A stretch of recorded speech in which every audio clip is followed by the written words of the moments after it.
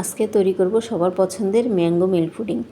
মাত্র 2-3টে উপকরণে এটা তৈরি করা যাবে খুব সহজে। পাকা আম, দুধ আর 2-1টা উপকরণে আমরা তৈরি করব এই মজাদার পুডিংটা।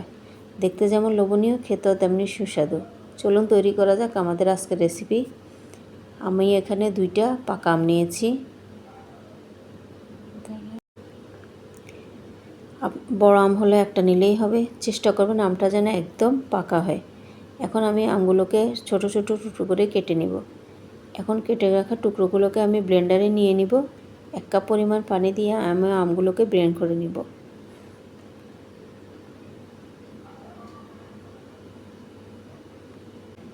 এখন আমের জুসটা আমি একটা চাকনির সাহায্যে ছেঁকে নিব, যাতে কোনো প্রকার এখানে দানাদার অংশ না থাকে।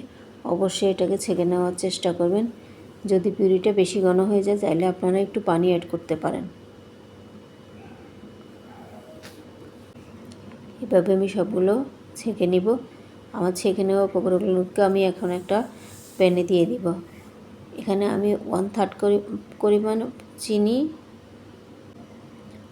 1 চামচ আগার আগার পাউডার অ্যাড করেছি। এবার সব কিছুকে আমি খুব ভালোভাবে মিক্স করে নিব। আপনারা আগার আগার পাউডার যে কোনো সুপার শপে ইজিলি পেয়ে যাবেন। এবার সব কিছু মেশানো খুব ভালোভাবে মেশাতে হবে, যেন কোনো দানাদার অংশ না থাকে।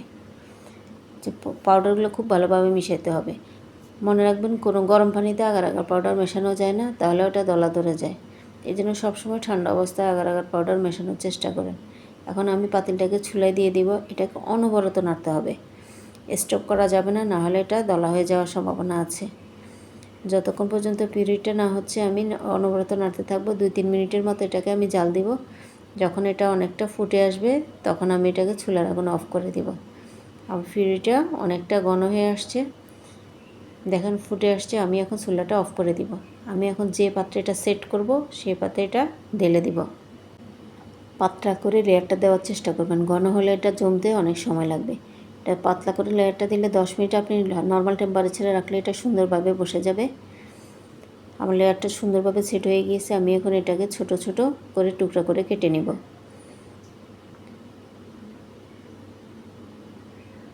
দেখেন কি সুন্দর সেট হয়ে গিয়েছে।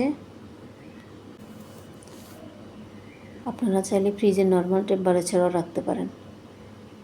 আমি আপনাদেরকে জেলগুলো দেখিয়ে দিচ্ছি, ছোট ছোট টুকরো করা। দেখেন কি সুন্দর জেলটা সেট হয়ে গিয়েছে। আমি এখন যে পাত্রে এটা সেট করব সেই পাত্রের মধ্যে এগুলো সুন্দর করে বিছিয়ে দেব। এবার আমি দুধটাকে রেডি করে নিচ্ছি। একটা প্যানে আমি নিয়ে নিচ্ছি 2 কাপ লিকুইড দুধ। এবারে দিয়ে দিচ্ছি 1/3 কাপ চিনি। চিনির পরিমাণটা আপনারা আপনাদের পছন্দ অনুযায়ী দিতে পারেন, কারণ কেউ মিষ্টির পরিমাণ কম খায়, কেউ বেশি খায়। এখন দিয়ে দিচ্ছি 1 চা চামচ আগার আগার পাউডার।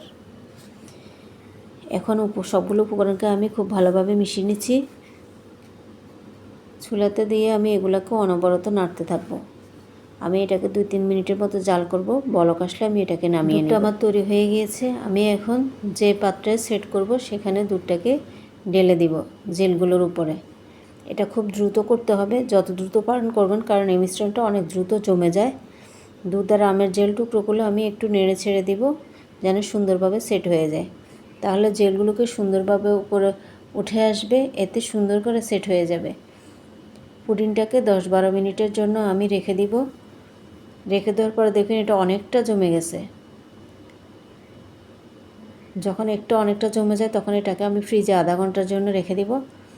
30 মিনিট পরে দেখেন জেলটা একদম সেট হয়ে গিয়েছে।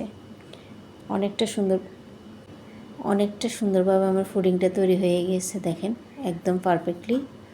আমি এখন একটা ছুরির সাহায্যে এটাকে 4-5 থেকে কেটে নিব, তাহলে এটা বের করতে খুব ইজিলি বের করে নেওয়া যাবে। আলহামদুলিল্লাহ, খুব সুন্দরভাবে সেট হয়ে গিয়েছে। আমি এখন এটা একটা প্লেটে উঠিয়ে নিব। দেখেন আলহামদুলিল্লাহ, মাশাআল্লাহ, কতটা লোভনীয়। এখন পুডিংটাকে আমি পাতলা পাতলা স্লাইস করে কেটে নিচ্ছি। আমি আপনাদের দেখিয়ে দিচ্ছি। দেখেন কি সুন্দর তৈরি হয়ে গিয়েছে পুডিংটা। আপনারাও চাইলে এভাবে বাসায় তৈরি করে নিতে পারেন।